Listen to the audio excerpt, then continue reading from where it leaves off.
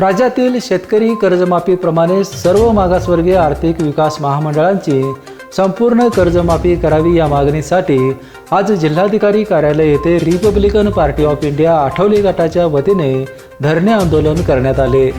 मागासवर्गीय महामंडळांची कर्जमाफी व्हावी, कर्मवीर दादासाहेब गायकवाड सबलीकरण योजनेसाठी बाजारभावाप्रमाणे जमीन खरेदी व्हावी, मागासवर्गीय योजनांचा निधी अन्यत्र खर्च करू नये, जिल्ह्यातील बौद्ध लेणी स्थळांचे पर्यटन केंद्र करावे, सन 2005 पर्यंतचे अतिक्रमण कायम करावे, विद्यार्थ्यांना महागाई निर्देशाप्रमाणे शिष्यवृत्ती द्यावी आदी मागण्या आंदोलकांनी केल्या आहेत। या आंदोलनाच्या प्रमुख मागण्यामध्ये राज्य सरकारने जून महिन्यामध्ये शेतकरी कर्जमाफी जाहीर केलेली आहे।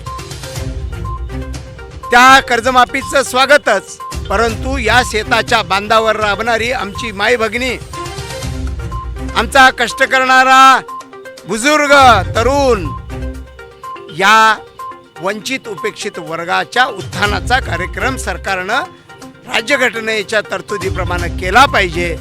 तिकडं सरकार जाणीवपूर्वक दुर्लक्ष करतंय, त्यांचं लक्ष वेधण्याचं काम आम्ही करत आहोत। या महामंडळाच्या माध्यमातून विविध जातींचा, अनुसूचित जातीतील वेगवेगळ्या समुदायाबरोबरच ओबीसी अण्णासाहेब पाटील महामंडळ, मौलाना अब्दुल कलाम आझाद महामंडळ, अपंग विकास महामंडळ, महिला बचत गटांची कर्जमाफी झाली पाहिजे आणि ती राज्य सरकारनं या शेतकरी कर्जमाफी बरोबरच केली पाहिजे, असा आमचा अजेंडा घेऊन संपूर्ण महाराष्ट्रात आम्ही या पुढच्या काळात आंदोलन तीव्र करत आहोत। यावेळी जिल्हा कार्याध्यक्ष दत्ता मिसाळ, जिल्हा उपाध्यक्ष संजय जिरगे, जिल्हा सचिव सतीश माळगे, जिल्हा संघटक किरण नामे, प्रवीण आजरेकर आदींसह पक्षाचे पदाधिकारी कार्यकर्ते उपस्थित होते।